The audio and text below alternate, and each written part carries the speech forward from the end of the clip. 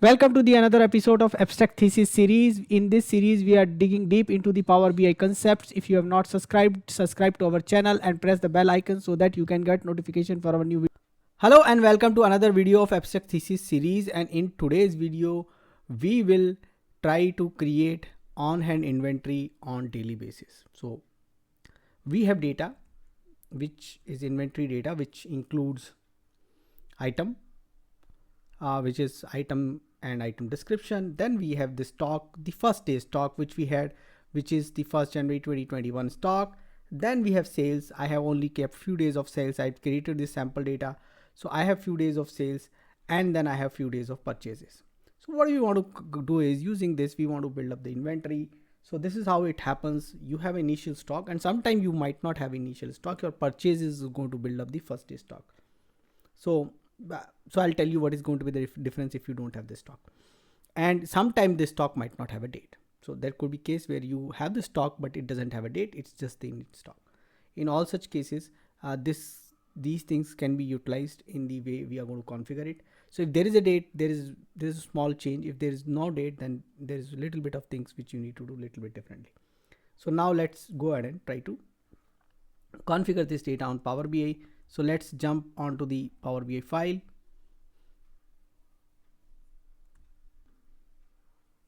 And let's import that data. So Excel workbook, inventory data from my location I'm importing. So item, purchase, sales and stock. Load.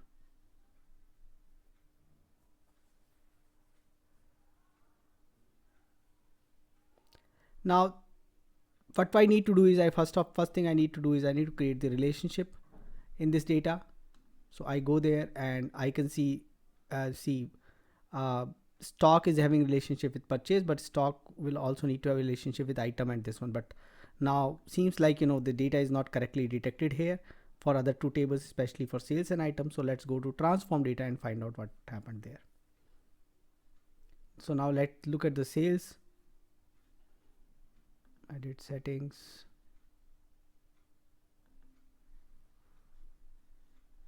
And I think we can simply say refresh here.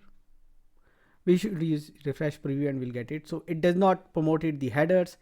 So let's promote the header in this case. Use first row header in the option is there, and data type is numeric. That's what we need. So it has correctly done that. And let's go to item table and simply say refresh preview. That should help us. And first row has a header. Purchase, refresh preview.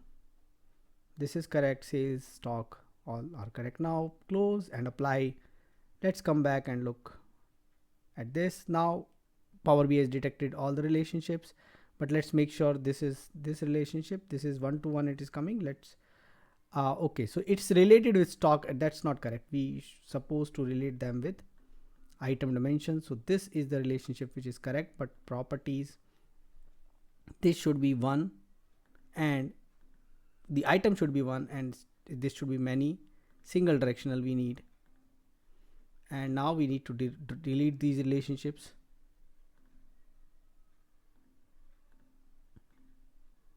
So item should join with all other table 1-to-many.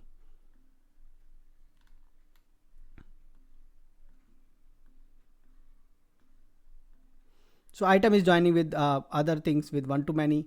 Now what I need is there is a table which is missing, which is basically the date table. So we need to create a date table. So let's go and say new table and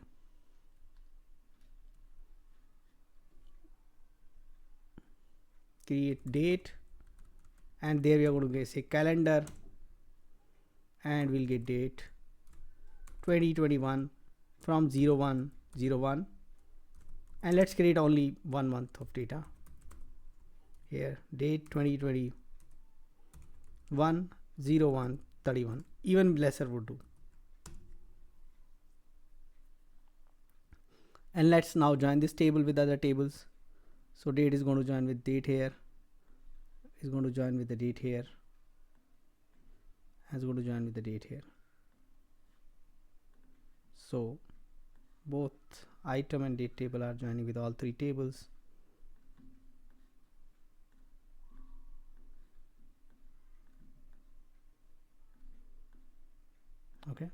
This is how our relationships look like. Okay, so two dimension tables, and we can say collapse all, and only related tables are shown, so we can get a little bit more space there. Okay, so relationship is done. Now we need to create our inventory. So let's click on a new page and let's first understand how the things are happening here. So we go to item dimension, bring in item here, and then let's bring in stock. So init stock, then bring in sales, then bring in purchase. Okay, now bring in the date inside this one, and let's see. And let me mark it as a date table also. Right click, mark as a date table, mark as a date table, date.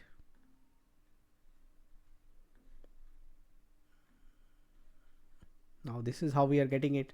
So item A, what is the initial stock? On the same day there is a sales. Now then there is a purchase, and both the tables have a name as a sales, even the purchase table. So let me correct it as, rename this as purchase.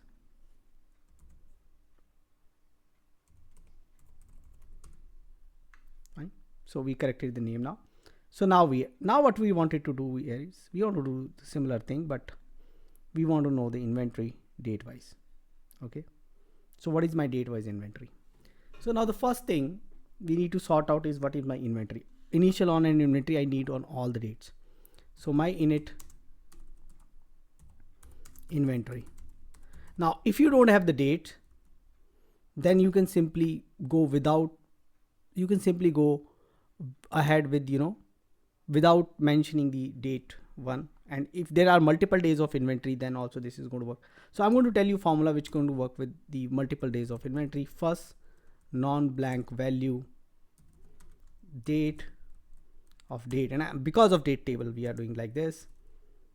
And then we say sum of stock, init stock, that's what we want, the first date and all date. For the all date we are going to do this. There is a problem of parenthesis here, we correct that, and this is what we got. So on all the dates I should get the inventory value. Let me see, am I getting init inventory? So for item 1, 10, 10, 10, 15, 15, 15, 16, 25, 25, 25. Now this is the case where you have the inventory which is joined. If it is not joined with the date table, you can avoid the part all date, and you can even avoid first date. Sum of inventory stock should do that. It is going to be a Cartesian itself, so it's going to display that one. Because of the item, it's going to display it correctly. And to set up an example, let's go to the home tab, transform data, and duplicate this table and remove date from this,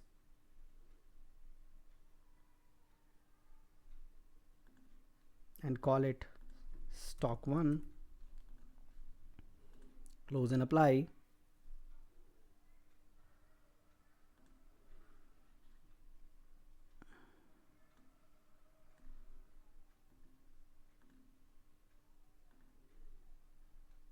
And make it one to many from item, so it's going to be many to one, single directional, and we'll keep it as it is right now. First let's create this set of formula, and then we are going to, then I need sales, and I need cumulative sales, everything greater than today. Okay, less than today, cum sales. So all the sales, sum of sales, filter all the date, even if you are using month, quarter, year, every time we need to go this.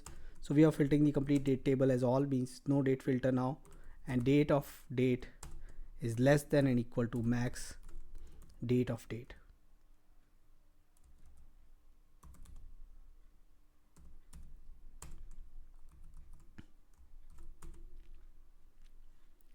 So I got the cumulative sales also. Seems something wrong here, is it?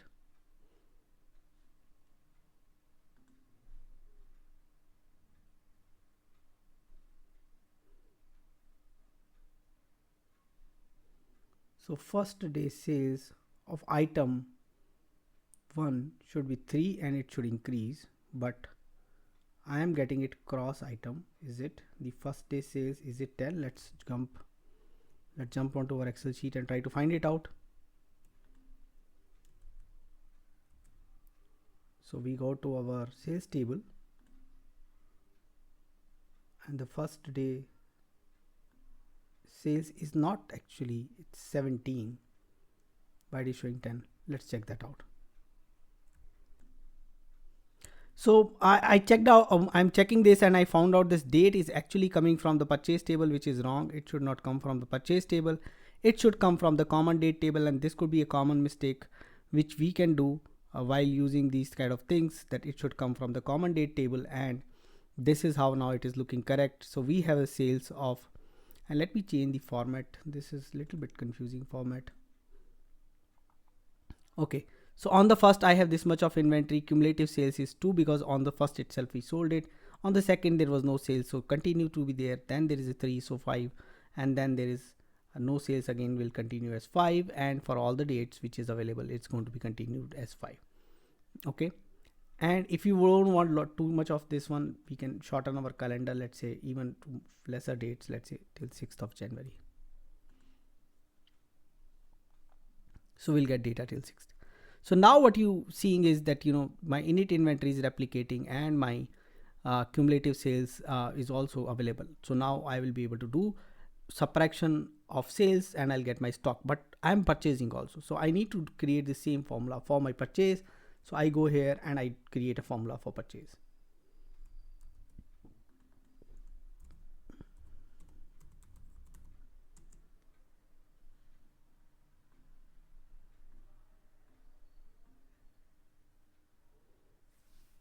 But I need to change little bit here. When I create the purchase formula, I need to say purchase, and I need to remove this sales.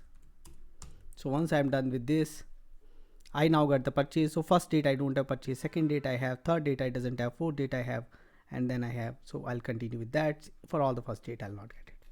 Now my on hand is very simple. My on hand is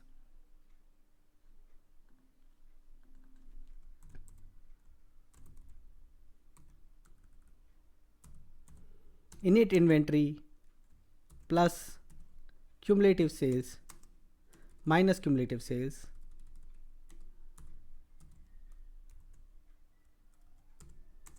plus purchases.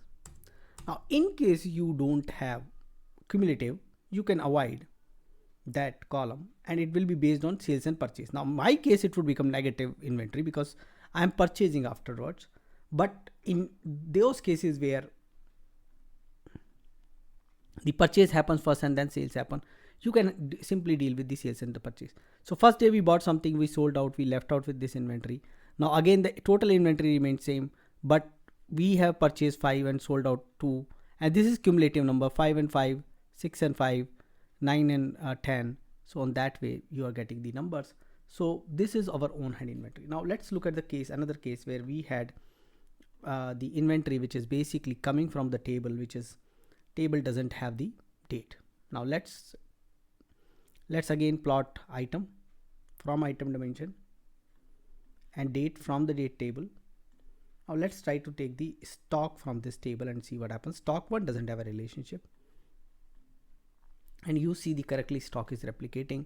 So what would happen in that case is your init stock 1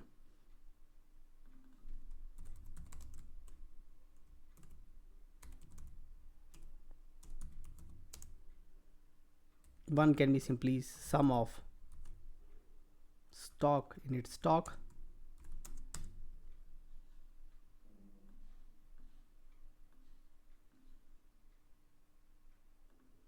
and then you can build up the inventory using on hand 1 formula, which is nothing but init stock 1 minus sales plus purchase